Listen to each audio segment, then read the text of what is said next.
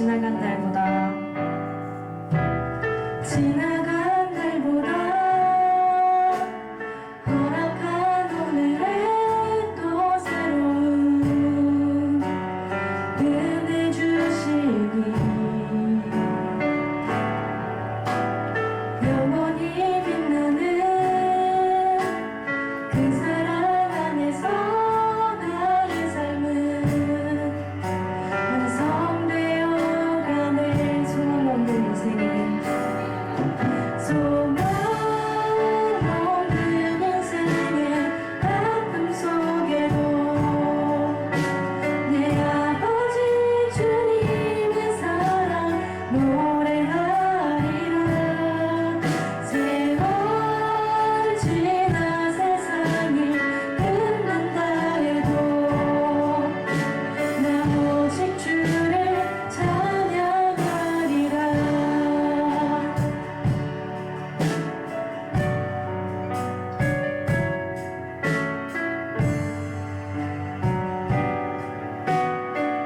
지나간 날보다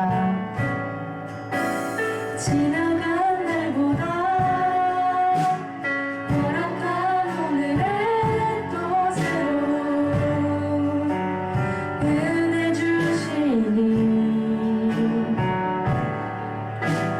영원히 빛나는 그 사랑 안에서 나의 삶은 완성되어가네.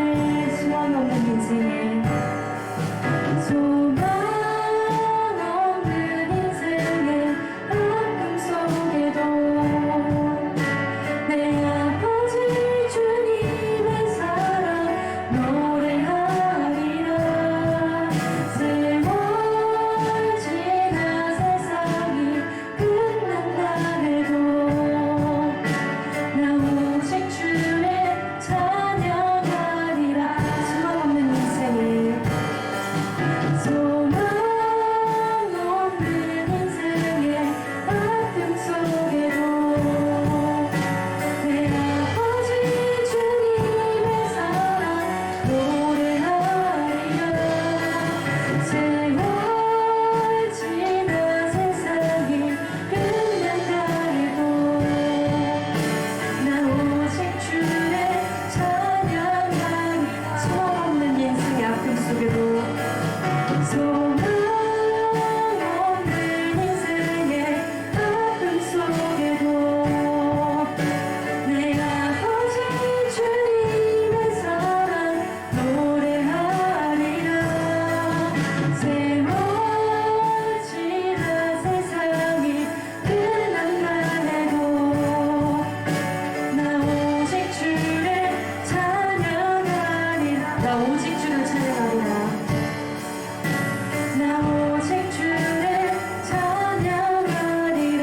나 오직 주를 찬양하리라. 나 오직 주를 찬양하리라. 여기 후렴 3번만 할게요. 마지막에. 그리고 이렇게 끝내주시면 될 것 같고, 끝나면 바로 언니가 해주시면 돼요.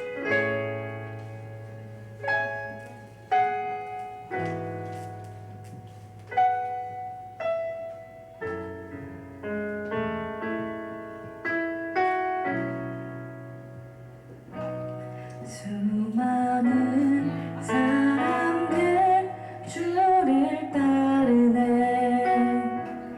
자신의 연약함 가지고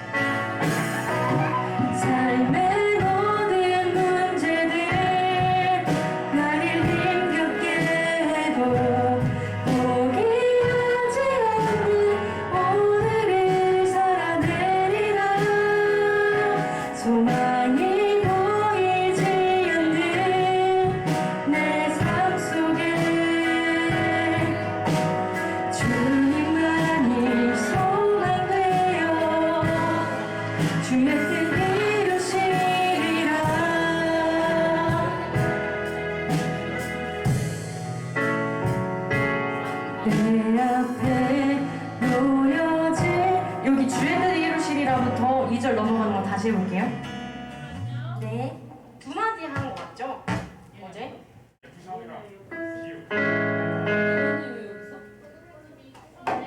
네. 그 잠시만요. 영은아. 이거 믿음으로 날아가네. 처음에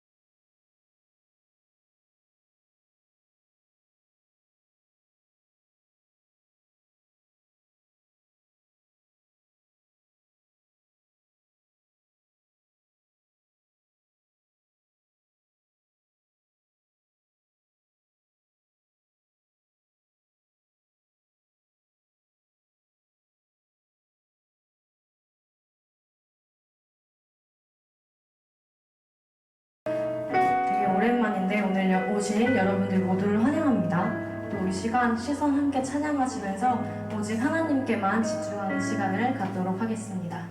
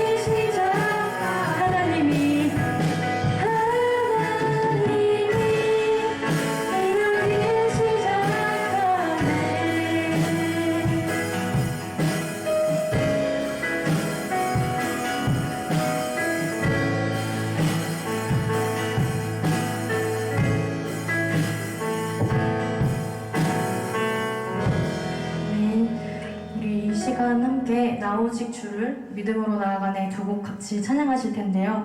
입시랑 졸업 또 취업을 앞두고 힘든 시간을 보내고 있는 우리 학생 청년들이 지친 마음을 회복하고 주님과 주님께서 주신 말씀에 소망을 두며 한 걸음 더 나아갔으면 좋겠습니다. 함께 찬양하시겠습니다.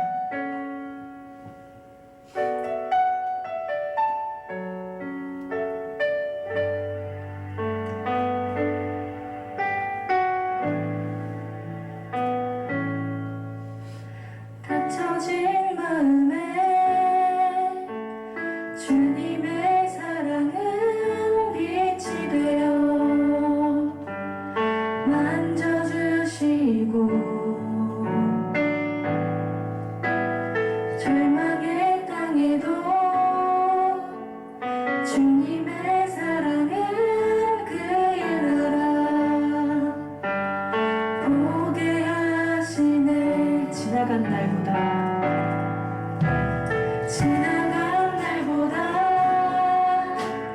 허락한 오늘에 또 새로운 은혜 주시니 영원히 빛나는 그 사랑 안에서 나의 삶은 완성되어 가네. 소망 없는 인생에 소망 없는 인생의 아픔 속에도 내 아버지 주님의 사랑 노래하리라. 세월 지나 세상이 끝난다 해도 나 오직 주를 찬양하리라.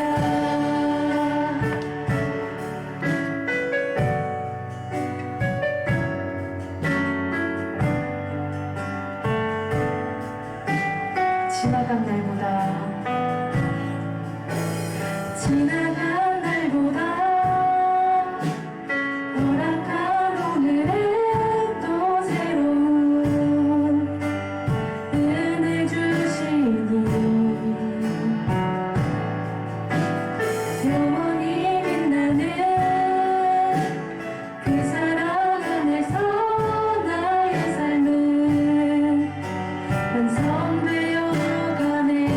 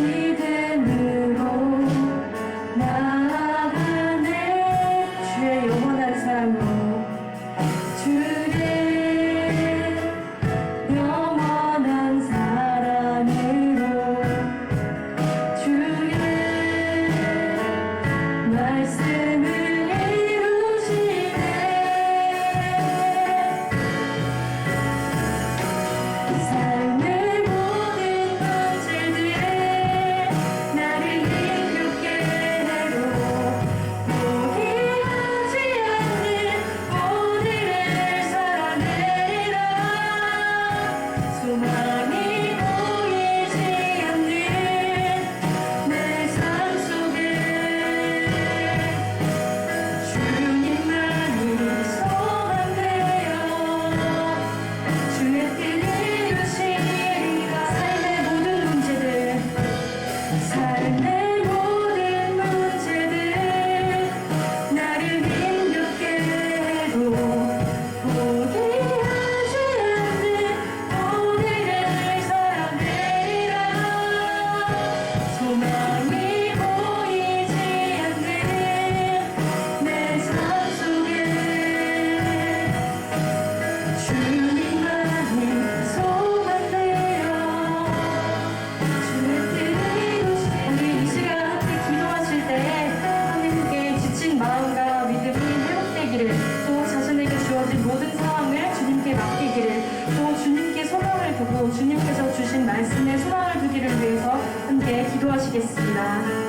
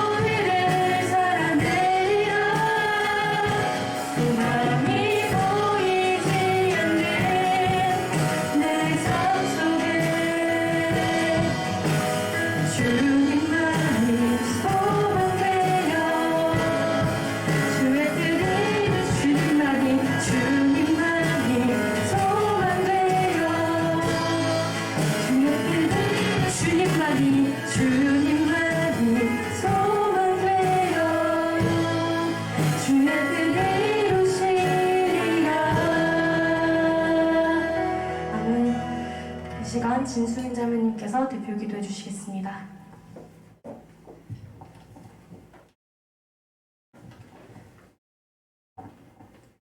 하나님 아버지, 지금 이 시간 예배드릴 수 있게 하심을 감사드립니다. 하나님을 찬양하고 예배하오니 하나님 마음에 흡족한 예배가 되길 원합니다. 코로나19로 인해 너무나 힘들고 어려운 시간을 보내고 있습니다. 교회를 향한 주변의 시선이 많이 따갑고 외면할지라도 이웃을 향한 사랑만큼은 멈추지 않게 해주세요. 우리의 예배 모임이 이웃에게 칼이 되지 않기 위해 더 조심스럽게 모이고 때로는 온라인으로 가정 예배를 드립니다. 온 성도가 모여 예배하는 것이 평범하지 않은 것이었고 하나님의 간섭하심과 은혜가 있었기에 가능했음을 다시 깨닫습니다. 함께 모여 예배하는 것이 얼마나 소중한 일이었는지 깨닫습니다. 어둠 속에 빛이 발하듯 성도들의 믿음으로 위기를 대처하게 해주세요. 세상의 목소리에 응대하는 것이 아니라 오직 하나님의 목소리에 귀를 기울일 수 있게 해주세요. 하나님만 의지하게 해주세요. 세상이 알지 못하는 기도의 놀라운 능력을 발휘하게 해주세요. 하나님께서 일하실 것을 믿습니다. 위기 상황에서 지도자의 리더십이 얼마나 중요한지 봅니다. 우리 교회에 세우신 목사님 코로나19 사태에서도 하나님의 사명을 분별하며 잘 감당할 수 있도록 친히 인도하여 주세요. 살아있는 말씀에 믿음으로 응답하게 해주세요. 예수님의 이름으로 기도드립니다.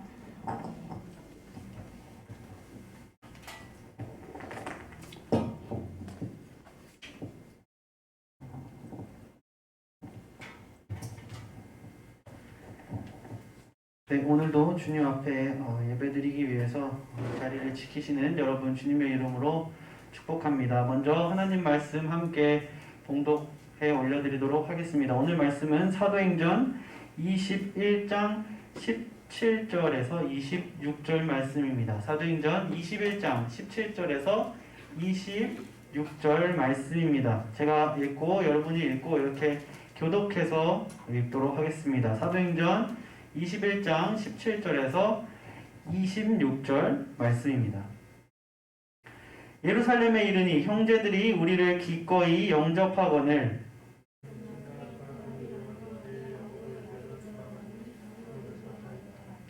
바울이 문안하고 하나님이 자기의 사역으로 말미암아 이방 가운데서 하신 일을 낱낱이 말하니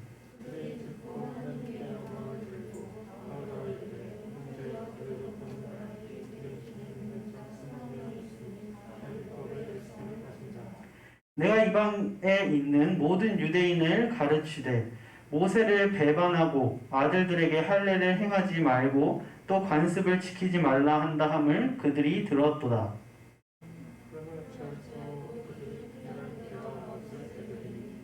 우리가 말하는 이대로 하라. 서원한 네 사람이 우리에게 있으니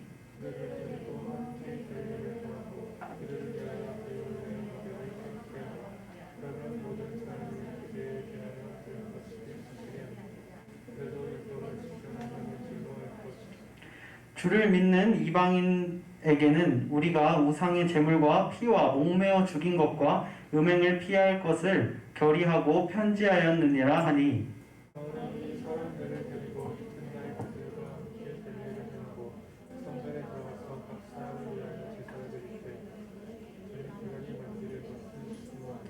아멘.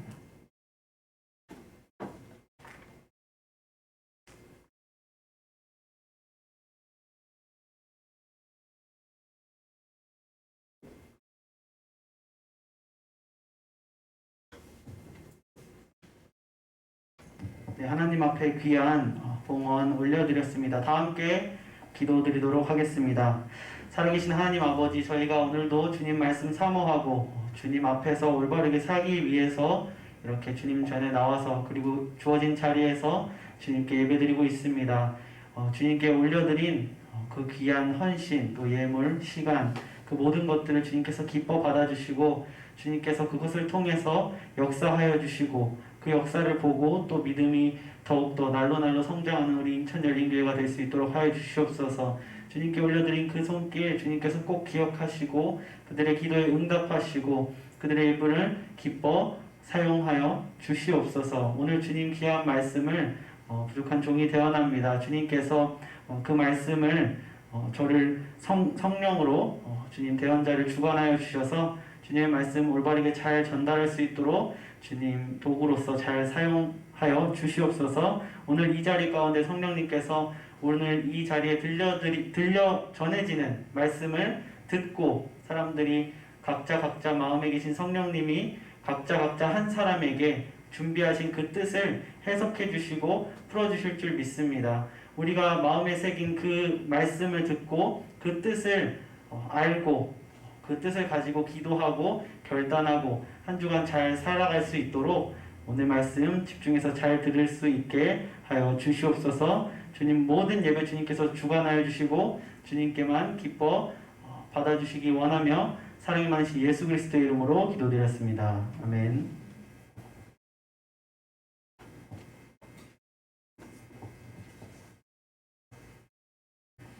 네, 오늘도 주님 말씀 사모해서 이 자리에 모인 여러분들 주님의 이름으로 축복합니다. 그리스도의 은혜와 평강이 여러분과 또 저의 삶 가운데 항상 함께 있기 원합니다.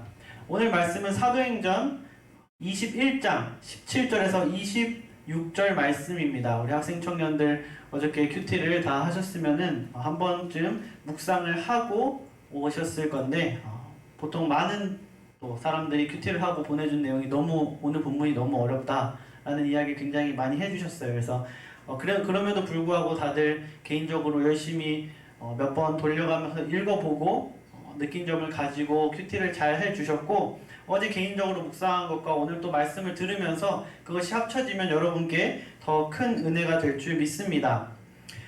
오늘 이야기는 드디어 바울의 전도 여행이 막을 내리고 예루살렘으로 바울이 입성하면서 새로운 또 큰 사건이 시작하는 그 시작 단락 부분에 있는 것이 바로 오늘 말씀입니다.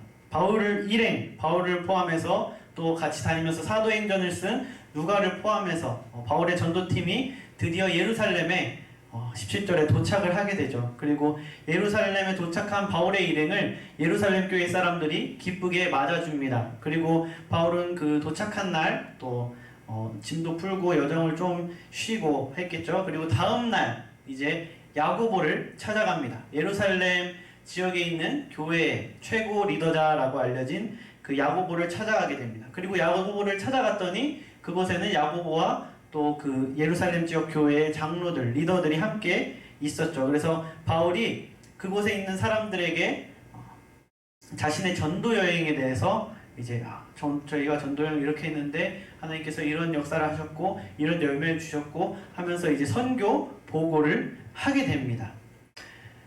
새 이야기, 이제 앞으로 또 바울이 이제 예루살렘에서 또 잡혀서 로마로 호송되고 하는 그 마지막 후반부의 사도행전 이야기를 열어주는 그러한 중요한 것이 바로 오늘 본문입니다. 그런데 성경은 바울이 이렇게 선교 보고를 할 때 이렇게 표현을 하고 있습니다. 이방 가운데서 하신 일을 낱낱이 말했다라고 사도행전은 표현하고 있습니다.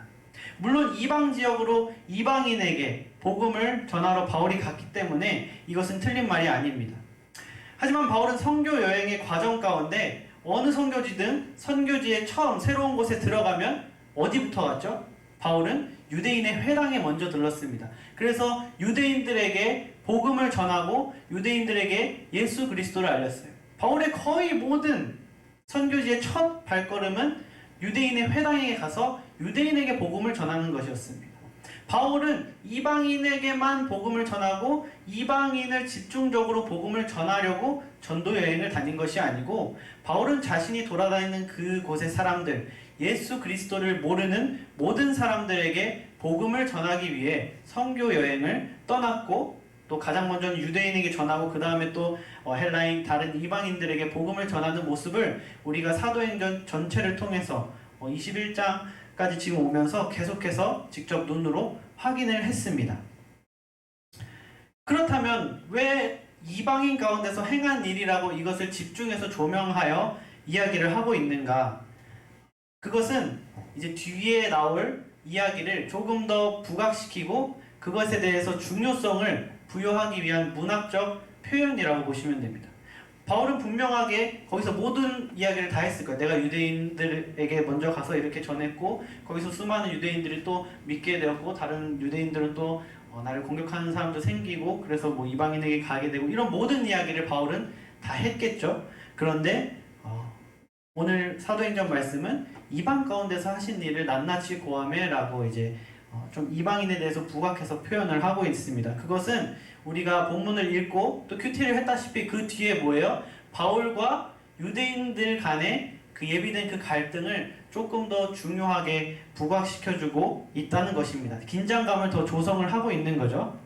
그렇다면 이 중요한 사건, 오늘 본문이 말하고 있는 바울의 이제 예루살렘 입성으로 시작되는 마지막 바울의 이 스토리의 첫 부분인 이 부분에서 말하는 중요한 사건은 어떤 사건인가? 20절부터 보면 바울의 이 선교복을 듣고 그곳에 모인 예루살렘의 리더자들이 먼저 하나님께 영광을 돌리죠. 우리가 수련회 때 연습했던 것처럼 가장 먼저 하나님께 영광을 돌리면서 하나님의 명예를 높여드리고 있습니다.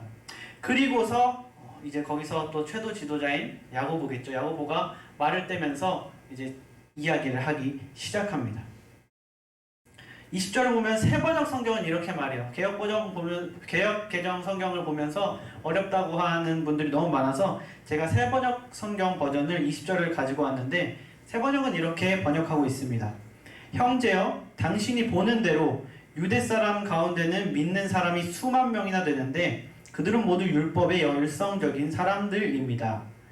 유대 사람 가운데 믿는 사람이 수만 명이 있다고 해요.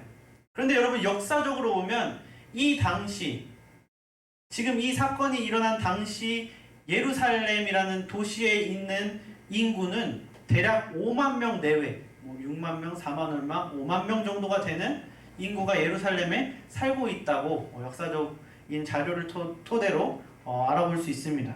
그런데 몇만 명이나 예수님을 믿는 유대인들이 지금 여기 있다라고 말을 하고 있어요. 그럼 5만 명밖에 안 되는 도시에 몇만 명의 유대인이 예수님을 믿었다면 예수님을 안 믿는 유대인은 거의 없었겠죠. 그러면 그 전에 보였던 갈등들이 과연 그렇게 심각한 갈등인가, 그렇게 많이 일어날 수 있을까 하는 의문이 들 수도 있습니다.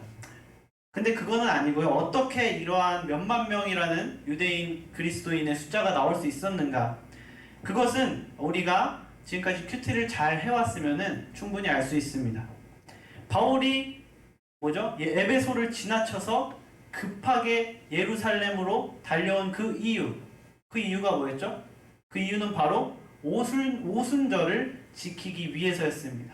오순절에는 전 세계 각지에 흩어진 저 유대인들이 예루살렘에 와서 또 성전에 가서 하나님께 예배를 드리고 하는 그러한 이스라엘의 명절 중에 하나죠. 그렇기 때문에 분명히 바울뿐만 아니라 다른 유대인들도 예루살렘에 전 세계 각지 유대인들이 예루살렘에 모인 집결해 있는 그런 굉장히 중요한 시기였을 겁니다. 그래서 예루살렘에 살고 있는 유대인 그리스도인들뿐만 아니라 전 세계 각지 흩어져 있던 유대인 그리스도인들도 오순절 때문에 예루살렘에 와 있는, 그래서 평소보다 명절 때처럼 인구가 많아져 있는 그러한 상황을 지금 표현을 해주고 있는 것이죠. 그래서 지금 너도 잘 알다시피 이 예루살렘 지역에 유대인 그리스도인들이 굉장히 많이 있어. 너도 잘 알고 있지? 라고 이야기를 하고 있는 거예요.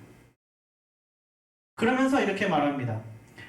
세계 각지에서 온 사람들까지 포함해서 굉장히 많은 예수님을 믿는 유대인들이 와 있는데 그 사람들은 전부 다 율법에 열심히 있는 사람들, 율법을 소중하게 생각하고 목숨처럼 지키고자 하는 그런 순수한 믿음, 율법에 대해서 순수한 믿음을 가진 사람들이야 라고 소개를 합니다. 그런데 문제가 뭐냐면 이 수만 명의 유대인 그리스도인들이 바울에 대한 소문을 들었는데 그 소문이 뭐냐면 모세를 배반해서 아들들에게 할례를 하지 말고 유대인의 관습도 지키지 말라고 가르치고 있다. 바울이 그렇게 가르치고 다닌다 라는 소문이 그 사람들에게 퍼져 있던 겁니다. 이게 사실일까요? 우리가 여기서 팩트를 한번 체크하고 가봅시다. 바울이 물론 할례를 줄 필요가 없다라고 말한 적이 있습니다. 우리가 사도행전 5장에서 이미 함께 본 적이 있는데요. 어떤 유대인 그리스도인이 예수님을 믿어도 할례를 받아야지 구원이 완성된다라고 가르치고 다녀서 그때 바울과 바나바가 아니다. 예수님을 믿으면 그걸로 구원은 끝이다. 할례는 안 받아도 된다라는 것으로 계속 의견이 충돌이 일어나다가 이들이 결국 이거를 가지고 예루살렘에 가서 예루살렘의 의회에 재판 안건으로 상정을 하게 되죠. 그래서 거기서 열띤 토론이 벌어지고 예루살렘 공의회에 그 또 판결문이 나오게 되는 그런 이야기가 사도행전 15장에서 있었습니다. 우리가 그때 이미 살펴봤어요. 바울은 아니다. 믿으면 할례를 받지 않고 그 믿음만으로 구원받을 수 있다. 할례는 우리의 구원 여부에 관계를 줄 수 없다라는 것을 강력하게 어필하면서 그것이 맞다는 또 판결까지 받아내게 됐던 적이 있습니다. 그렇기 때문에 바울이 할례가 구원과 연관이 없고 굳이 받을 필요가 없다라고 말한 것은 사실이에요. 그런데 유대인의 관습도 지키지 말라고 했다거나 모세를 배반하라고 말한 적은 없었습니다. 바울은 그저 구원의 필수 요건이 할례다라고 말하는 사람에게 아니야, 할례는 받아도 되고 안 받아도 돼. 구원의 요건에 들어가는 것이 아니야 라는 말을 했을 뿐인데 그 말이 와전되고 확장되고 또 허위 사실까지 더해지고 이렇게 불려져서 그곳에 모인 유대인들에게 바울이 이상한 사람이 된 거예요. 이 사람은 모세를 배반하라고 가르치고 할례 그런 거 필요 없고 율법을 무시하고 하찮게 여기는 사람이야 라고 바울에 대해서 이상한 소문이 퍼지게 됐다는 사실입니다. 바울은 그렇게 모세를 배반하라고 가르친 적이 한 번도 없는데 말입니다. 바울이 사도행전 15장 예루살렘 공의회에서 말하고자 하는 바, 했던 바, 그리고 야고보가 판결을 내린 그 판결문의 핵심을 한 문장으로 요약하면 이거예요. 그리스도 안에 있는 모든 사람들은 서로가 서로에게 세심한 배려가 필요하다. 이것이 예루살렘 공의회 판결문의 핵심입니다. 그리스도 안에서 모든 사람들, 그리스도 안에 있는 모든 사람들은 세심한 배려를 할 필요가 있다. 서로가 서로에게 세심한 배려를 할 필요가 있다라는 것이죠. 바울은 그저 구원의 필수 요소에 할례가 있다는 잘못된 사실을 바로잡았을 뿐입니다. 바울이 할례가 필요 없다. 할례는 백해무익하다. 할례는 죄악이다. 라고 말한 적이 없습니다. 그것은 바울이 그 할례에 대해서 예루살렘 공의회에서 할례에 대한 판결을 받고 그 다음 바로 이어지는 이야기에서 바울이 어떤 일을 했죠? 디모데를 만나서 바울이 디모데에게 할례를 주게 됩니다. 그렇죠? 바울이 그렇게 힘겹게 예루살렘까지 가면서 할례는 받든 말든 그거는 구원에 영향을 주지 않아 라는 것을 강력히 주장한 그 바로 다음 이야기가 바울이 디모데에게 할례를 주는 이야기예요. 성경이 그렇게 바로 이어서 말하고 있습니다. 그것을 통해서도 우리는 뭐예요? 바울이 유대 문화나 할례나 아니면 모세의 율법에 대해서 하찮게 여긴다거나 그것을 지킬 가치가 없다라고 가르치거나 말하지 않는다는 것을 우리가 정확하게 알 수 있다는 사실이죠. 그것이 성경을 통해서 증명이 되고 있다는 것입니다. 이 사도행전 15장의 예루살렘의 공의의 결론은 이거입니다. 풀어서 설명하면 야고보가 얘기하는 거예요. 유대인들아, 너희 경건한 너희 전통과 문화, 그것은 굉장히 가치 있고 순결하고 고귀해. 그것을 지키는 너희의 그 신앙은 굉장히 좋은 거야. 앞으로도 열심히 지켜가렴. 그런데 너희가 그걸 지키면서 이방인들이 포함된 그 부분, 그리고 이방인들이 하지 않는 부분에 있어서 너희 그렇게 하면 안 돼. 그것은 죄고 그것은 지옥 갈 거야 라고 손가락질하고 그들을 정죄하면 안 돼. 왜냐하면 그것은 아니기 때문이야. 너희 스스로 지키는 건 문제가 되지 않지만 너희의 전통이 옳고 그름의 문제가 아닌데 그걸 가지고 너희가 이방인들에게 옳고 그름의 잣대를 대면 안 돼 라고 얘기한 다음에 바로 야고보가 그리고 이방인들아, 너희가 율법에 대해서 물론 예수 그리스도로 자유로워진 건 맞아. 그런데 너희도 유대인들의 그 신앙과 그들의 전통과 가치는 존중해줘야 돼. 너희가 자유롭다고 그들 앞에서 그들이 소중히 여겨왔던 것을 무시하고 그냥 막 행동해서 그들에게 상처를 주는 것은 옳지 않아. 그렇기 때문에 최소한의 너희가 지켜야 될 것을 여기서 정해줄게. 너희도 이걸 지키면서 유대인들을 존중해주고 배려를 해주고, 유대인들아 너희도 이런 부분을 양보하면서 이방인들을 품어줘 라고 판결을 내린 게 바로 예루살렘 공의회의 판결입니다. 그런데 여기서 중요한 것은 바울이 할례는 안 해도 된다고 했다는 말이 마음에 안 드는 사람들, 그래서 그것을 부풀려가지고 바울을 모함한 사람들, 그 사람들이 얼만큼 부풀렸냐면 모세를 배반하라고 가르쳤다고 말했잖아요. 이 배반이라고 번역된 헬라어의 원형, 그 원형은 배교의 의미를 굉장히 많이 담고 있어요.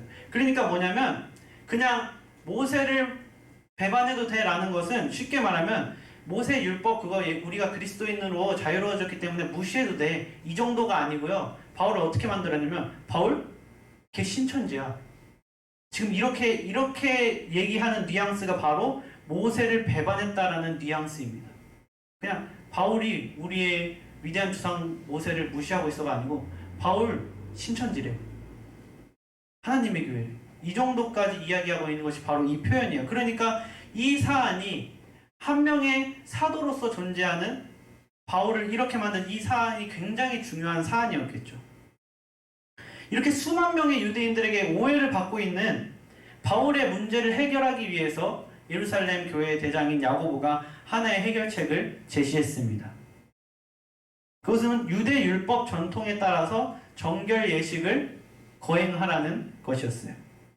학자들은 이것을 민수기 19장에 나오는 부정한 것을 만지고 나서 해야 할 정결 예식을 시킨 것이다 라고 봅니다. 왜냐하면 열성적인 유대인들은 이방인들 아니면 이방인들이 하는 행위에서 나오는 그런 것들을 만지거나 이렇게 하면 부정하게 된다고 생각을 했기 때문에 시체를 만진다든지 아니면 목매어 죽인 것을 만진다든지 피 묻은 것을 먹는다든지 그렇게 이제 이방인과 어울려서 정결하지 못하게 됐을 거라고 바울을 생각하겠죠. 그리고 예루살렘에 왔기 때문에 너가 율법을 무시하지 않는 사람이란 거를 정결 예식을 행하면서 조금 보여줄 필요가 있을 것 같아 라고 야고보가 바울에게 추천을 하고 있는 겁니다. 그리고 야고보는 그렇게 말한 후에 25절에서 추가로 이렇게 말합니다. 내가 이방인들에게는 이미 예루살렘 공의회에서 결정된 우상의 제물 그리고 피, 목매어 죽인 것, 음행을 피하라는 그 권면을 너희도 조금 하라고 결정해서 이미 전달해 놨어 라고 말을 해요. 이것은 뭐냐면 야고보가 바울이 어떤 성향인지 알고 어떤 성품인지 알았기 때문에 미리 바울이 염려할 만한 상황을 예측해서 해결해 놨다는 것을 바울에게 알려주고 있는 겁니다. 그래서 이 이야기를 다 들은 바울은 그 말에 순종해서 정결 예식을 행하는 모습을 우리가 오늘 본문을 통해 봤어요. 여러분 먼저 그럼 바울을 한번 이 사실을 다 숙지한 상황에서 바울을 먼저 우리가 함께 살펴보기 원합니다. 바울에 대한 오해가 몇만 명이나 되는 유대 그리스도인들에게 퍼졌어요. 그 사람들이 뭐예요? 바울이 신천지래라고 지금 알고 있는 심각한 상황입니다. 그렇죠? 그럼 상식적으로 생각해 봅시다. 내가 바울이에요. 내가 바울이면 상식적으로 우리가 한번 생각해 봅시다. 보통의 사람들은 내가 바울이라면 아마 많은 유대인이 모인 회당에, 그전처럼 유대인들이 많이 모인 회당에 가서 논쟁을 통해서 나는 신천지가 아닙니다 라고 증명을 했을 거예요. 그렇죠? 바울은 그동안 그렇게 증명한 적이 또 있었어요.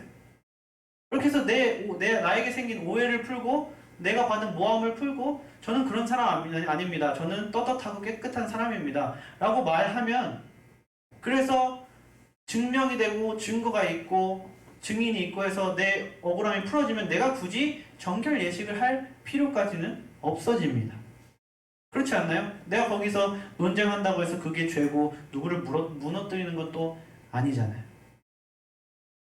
굳이 본인이 하지 않아도 될 정결 예식을 할 필요가 없이 몇 시간 논증만 하면 그냥 오해나 잘못 전달될 사실들은 바로 잡을 수 있다는 사실이죠. 그런데 바울은 예루살렘 교회 리더의 요청에 토를 하나도 달지 않고 그냥 묵묵히 순종합니다.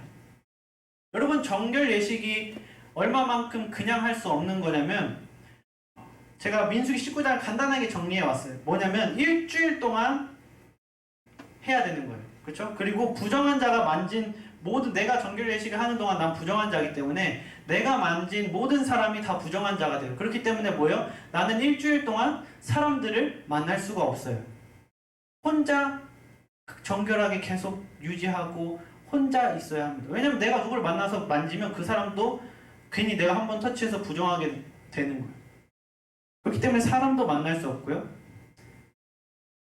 요즘 자가격리, 그쵸? 외국 갔다 오면 14일 동안 격리되거나 이렇게 하잖아요. 집 밖으로도 못 나오고. 좀 그런 거랑 비슷하다고 생각하시면 됩니다. 그리고 정결한 제물로 제사를 지내야 돼요. 그러면 정결한 제물을 사야 되는데 거기에서 또 재정이 추가적으로 듭니다. 그리고 그 제물로 제사를 드리고 나면 타고 남은 재가 있잖아요. 그럼 그 제물로 3일째 되는 날이랑 7일째 되는 날에 씻어야 돼요. 그래야지 정결해집니다. 근데 내가 깜빡하고 3일째 되는 날 못 씻는다. 그럼 일주일이 다시 리셋돼요. 초기화 됩니다. 그럼 다시 1일부터 시작해야 돼요. 다시 난 부정해지는 거예요. 그리고 뭐예요? 그렇게 귀찮고 자기가 입은 옷도 부정해지기 때문에 그 옷도 계속 깨끗하게 빨아야 되고, 그런 모든 상황에서 나 혼자 하기도 힘든데 야고보가 뭘 요구하죠? 너의 플러스에서 지금 4명 정도 거룩한 그 서원을 한 사람이 있는데 그 사람들에게 필요한 재정까지 너가 다 충당을 해 라고 바울에게 요구를 하고 있는 겁니다. 너 혼자 귀찮아지는 것뿐만 아니라 다른 사람들이 필요한 돈까지 너가 다 내줬으면 좋겠어 라는 요구를 지금 하고 있는 거예요. 그렇기 때문에 이 정결 예식을 하라는 그 요구 자체가 바울이 하기 귀찮고 어떻게 생각하면 오해를 일으킬 수 있는 그러한 요구라는 사실이죠. 내 돈뿐만 아니라 남의 돈까지 내라고 하잖아요. 좀 과하고 어떻게 생각하면 쉬운 문제가 아니라는 사실입니다. 그런데 예루살렘 교회의 요청에 바울은 그저 묵묵히 순종합니다. 그저 오해이고, 그쵸? 나는 그런 사람 아닌데 해명하고 싶을 거 아니에요. 그쵸? 그건 오해입니다. 여러분, 저 그런 사람 아니에요. 그거 저 누명 쓴 겁니다.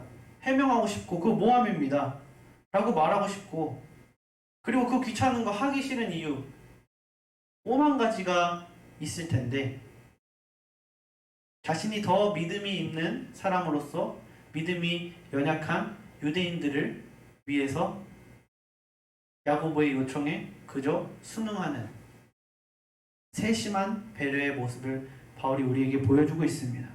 그리고 또 한 사람을 더 보기 원하는데요. 그것은 말을 하고 있는 예루살렘의 지도자 야고보를 함께 보기 원합니다.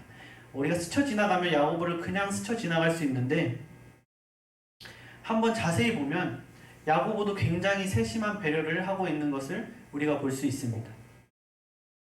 예루살렘 교회의 탑 리더로서 바울이 오고 있는 사실을, 예루살렘으로 오고 있다, 그렇죠? 오순절 맞춰서 오고 있다라는 사실을 야고보는 알았을 거예요. 그래서 바울이 아마 언제쯤 도착하겠구나, 그때쯤이면 바울이 오순절을 맞춰서 오니까 바울에 대해서 오해하고 있는 사람이 더 많아지겠네, 여러 가지 리더로서 생각을 했겠죠. 예측을 했을 거예요. 그러면 이런 일이 일어나고 저 교회에 이런 일 저런 일 어떤 분란이 생기겠구나, 야고보는 다 예측을 했을 것입니다. 탑 리더로서. 그래서 바울에게 교회의 혼란을 없애줄 대책을 준비해놓고 바울에게 너가 이렇게 하면 교회에 예상되는 혼란이 없을 것 같아, 교회 안에서 생겨날 만한 혼란이 없을 것 같아 라고 추천을 해줍니다. 그런데 거기서 더 나아가서 야고보는 바울이라는 사람을 알고 있었어요.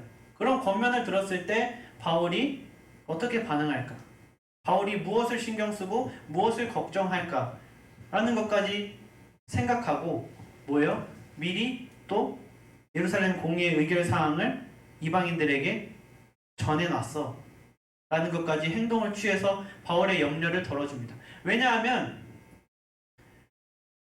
예루살렘 공의의 의결사항을 이방인들에게 보내놨다는 의미는 뭐냐면 내가 이미 이방인들에게 유대인들을 배려하라고 부탁해놨어. 그러니까 너가 지금 여기서 유대인을 배려하는 행위를 자유롭게 해도 돼 라는 것을 상황으로 풀어서 말을 하고 있는 거예요. 그리고 그 상황을 뭐예요? 바울이 인지하고 그 얘기를 들었을 때 묵묵히 야고보가 제시한 것을 수행하는 모습을 보여줍니다. 이 야고보 탑 리더로서 모든 상황을 예측하고 분란이 생길 만한 상황에 대책을 마련하고 그 대책을 행할 사람도 파악해서 그 사람이 염려하지 않게끔 거기까지 또 대처를 해놓는 세심하게 배려하는 탑 리더의 모습을 야고보를 통해서 또 볼 수 있어요. 어쩌면 이 부분에서는 그저 억울해서 순종하는 바울이 가장 먼저 보일지 모르겠지만 더 깊이 들어가면 그 하나하나 한 사람 한 사람의 특성까지 파악해서 세심하게 다 대처를 해놓는 그 야고보의 그 세심한 배려가 더 깊은 묵상거리가 될 수 있다는 사실입니다. 오늘 핵심이 앞에 떠 있습니다. 그리스도 안에서 모든 사람은 세심한 배려가 필요하다. 그냥 배려가 아니고 여러분 뭐예요? 세심한 배려입니다. 이 세심하는 어떤 것을 세심하다고 말하고 있는가? 굉장히 애매모호한 단어잖아요. 그렇죠? 세심한 것은 뭘 배려하는 게 세심한 거냐면 한 가지 콕 집어서 말하면 그건 바로 감정입니다. 세심한 배려는 그 사람이 느낄 감정을 배려하는 게 바로 세심한 배려예요. 왜 그러냐? 여러분 가정을 해봅시다. 바울이 할례에 대해서 옳은 말을 했어요. 그런데 모함이 생겨서 바울은 신천지다까지 확장이 됐잖아요. 그래서 만약에 바울이 의회를 열었습니다. 그래서 자기가 증거와 증인과 논쟁을 통해서 자기의 결백을 100% 밝혀서 판결까지 받았어요. 그럼 거기 수만 명의 유대인들이 아 우리가 오해했네. 바울 좋은 사람이었네 하고 그 한순간 오해가 다 풀릴까요? 여러분 모함한 사람들은 그들이 원하는 건 뭐예요? 사실이 아니에요. 헐뜯고 모함하고 비방하고 과장하는 사람들이 원하는 것은 사실이 아닙니다. 만약에 이렇게 됐잖아요. 그러면 몇몇 딱히 관심 없는 사람들은 아 바울 그런 사람 아니었네 라고 그냥 이렇게 오해가 풀리고 넘어가겠지만 이렇게 바울을 모함하고 과장하는 데 참여한 사람들은 여러분이라면 어떻게 할 것 같아요? 씩씩거리면서 또 꼬투리 잡힐 거 없나? 바울을 보겠죠. 여러분 내가 누군가에게 모함을 당했거나 아니면 누명을 씌웠거나 하는 것은 누군가 나에게 뭐예요? 감정이 상했다는 거예요. 그렇기 때문에 세심한 배려를 하라는 것은 뭐냐면 그 사람의 감정까지 읽어서 여러분 우리가 정당한 것을 요구해도 뭐예요? 그 사람이 그것이 머리로는 100% 정당하고 100% 하나님의 일이고 내가 100% 해야 될 것은 알지만 뭐예요? 마음속으로는 기분이 상해서 안 받아들이고 싶을 때가 우리도 있었잖아요. 그렇죠? 여러분 사람은 사실관계보다 어찌 보면 감정에 굉장히 많이 흔들리는 존재예요. 그래서 인간의 죄성도 그것에 한몫을 하고 있습니다. 그렇기 때문에 세심한 배려를 하라는 것은 내가 정당하더라도 어떤 것을 요구했을 때 이 사람이 어떻게 느끼고 어떻게 반응할 만한 사람인가까지 고려를 해서 그 사람이 그것을 이야기하고 그것에 이렇게 반응을 할 것 같으면 그것까지 내가 배려해서 미리 해놓자. 이것이 바로 야고보가 한 행동이었어요. 그래서 바울에게 주장하고 너가 이거 걱정할 것 같아서 내가 이거는 이미 내가 다 처리해놨어. 그래서 아마 이것만 해도 될 거야. 라고 했을 때 바울은 그냥 흔쾌히 일사천리 즉시 순종할 수 있게 되었다는 사실입니다. 그렇기 때문에 모든 사람들을 그리스도 안에서 모든 사람들은 세심한 배려. 내가 배려를 할 때도 우리가 세심한 배려를 하지 않으면 이런 일이 발생해요. 내가 이 사람의 감정을 읽지 않고 배려를 했잖아요. 그러면 나는 만약에 여러분 여기 학교 아니면 대학교를 갔다 공부를 하고 왔다거나 아니면 출근을 하고 와서 퇴근을 하고 와서 집에 다 늦게 들어왔어요. 밤늦게 야근을 하거나 야자를 하거나 학원을 갔다 와서 10시, 9시, 10시에 여러분 집에 들어왔다고 생각을 해봅시다. 근데 내가 배려를 하라고 말씀을 들었으니까 배려를 해야지 하고, 집에서 계신 부모님이나 배우자나 아니면 자녀들이나 시키고 싶지만 안 시키고 내가 그냥 했어요. 나는 얘한테 그래서 배려를 했죠. 난 힘든데.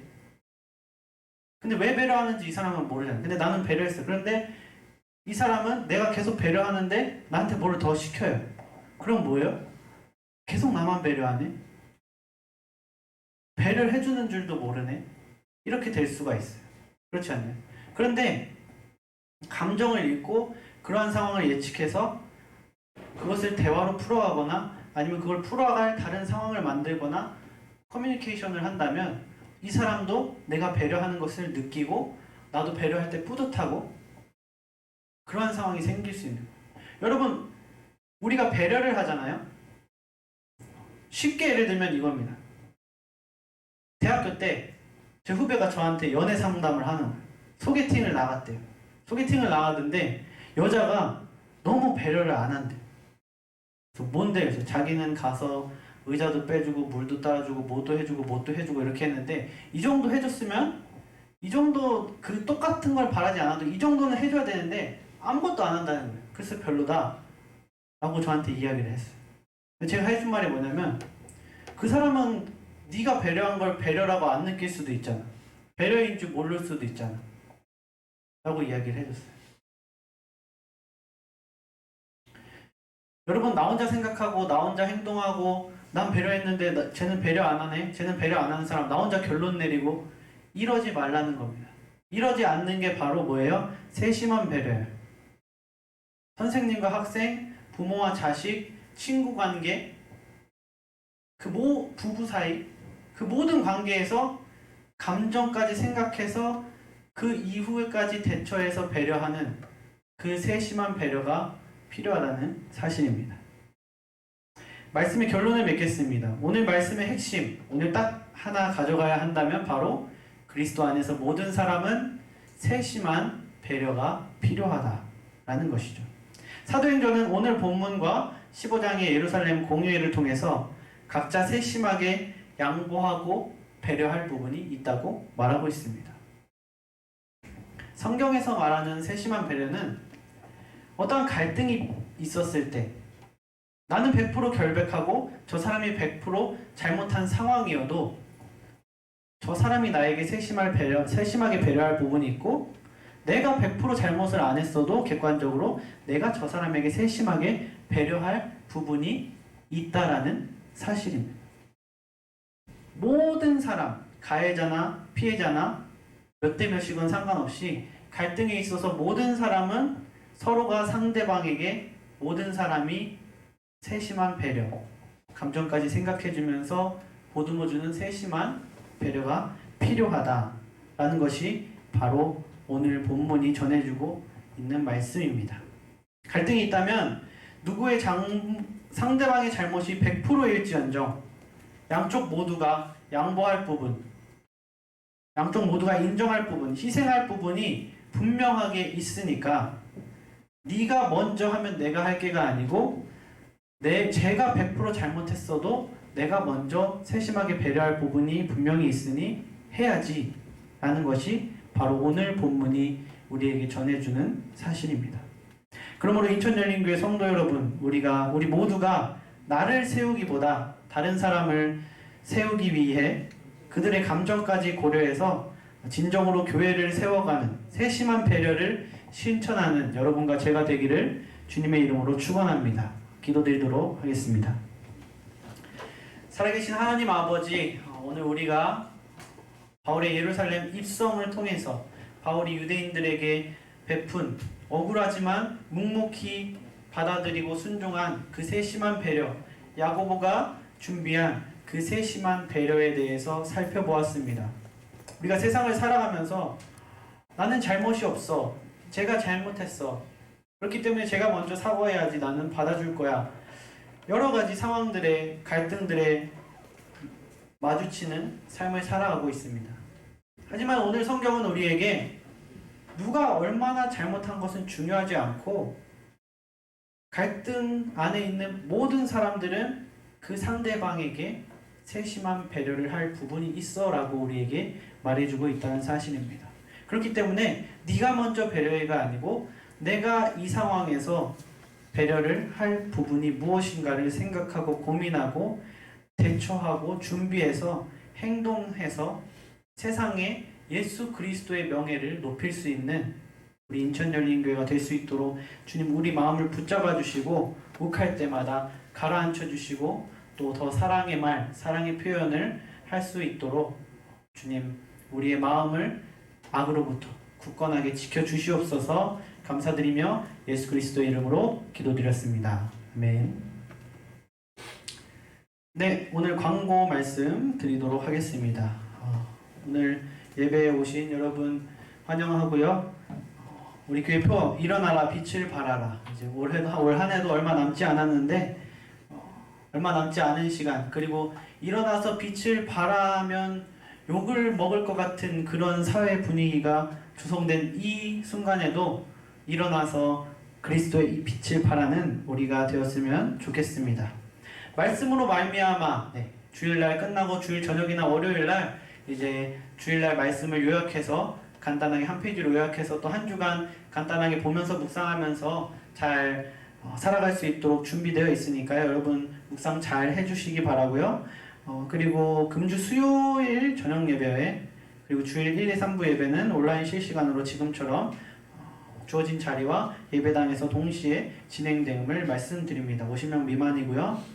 1부 예배는 주일 1부 예배는 1남성교회 여성 11교구, 주일 2부 예배는 2, 3남성교회 여성 3, 4, 5교구, 주일 3부는 학생 청년 예배로 계속해서 진행됩니다. 초등부 예배는 오늘은 온라인 예배로 드리고요.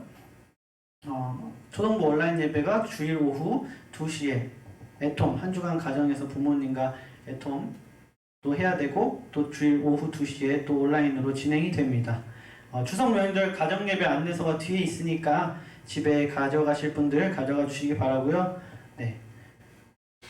지난 창립 22주년 주일 나눔 헌금 총 360만 원 모였는데 이번 주 중에 지교회 세 곳과 지역사회 어려운 이웃을 위해 잘 교회에서 전달하도록 하겠습니다. 교회 소식은 마치고 여러분 한 가지 더 말씀드리면 여러분 큐티 꼭 어렵더라도 꼭 큐티 해서 주일날 이미 말씀을 묵상하고 와서 또 풀어서 들으면 여러분 더 한 주간 잘 가지고 살아갈 수 있으니까요. 꼭 큐티 하시고 그리고 대충 하지 마시고 할 거면 또 집중해서 길지 않아요. 여러분 이제 주일날 풀어서 설명을 해주기 때문에 큐티 10분밖에 되지 않습니다. 잘 이해 안 돼서 몇 번 더 읽어도 20분이 채 되지 않기 때문에 그 시간 제가 누누이 얘기하지만 항상 화장실 가서 20분 정도 똥 싸면서 큐티만 해도 집중해서 할 수 있으니까 여러분 꼭 시간을 내서 대충 하지 마시고 정성껏 하나님과 함께하는 교제의 시간을 가지셨으면 좋겠습니다. 기도하고 오늘 예배는 마치도록 하겠습니다. 사랑과 은혜가 많으신 하나님 아버지, 오늘 저희가 주님 높여드리면서 기뻐 찬양하고 주님께 또 우리의 간구와 소원과 또 교회에 대해서 기도하고 또 주님 말씀, 주님 뜻을 듣고 그것을 마음에 새기는 시간을 가졌습니다. 오늘 이 자리에서 주어진 자리에서 예배를 드리면서 회복된 그 영적으로 회복된 나 자신이 일주일 동안 무너지지 않도록 주님 도와주시고 또 오늘 마음에 새긴 것들을 삶으로 실천해낼 수 있도록 이번 한 주간 특히 더 주님 역사하여 주시옵소서. 가족들 많이 만납니다. 명절이어서 만나는데 그 가족들에게 그리스도인의 향기를 풍기고 일어나서 빛이 되어서 가족들이 예수 그리스도를 알고 싶게 만드는 그런 시간을 보내고 싶습니다. 우리 여기 모인 한 사람 한 사람, 예배 가운데 있는 한 사람 한 사람에게 주님 더 특별한 용기와 능력을 주셔서 그들 앞에서 헌신하고 세심하게 배려하는 한 주간 특별히 더 보낼 수 있도록 주님 도와 역사하여 주시옵소서. 감사드리며 예수 그리스도 이름으로 기도드렸습니다. 아멘.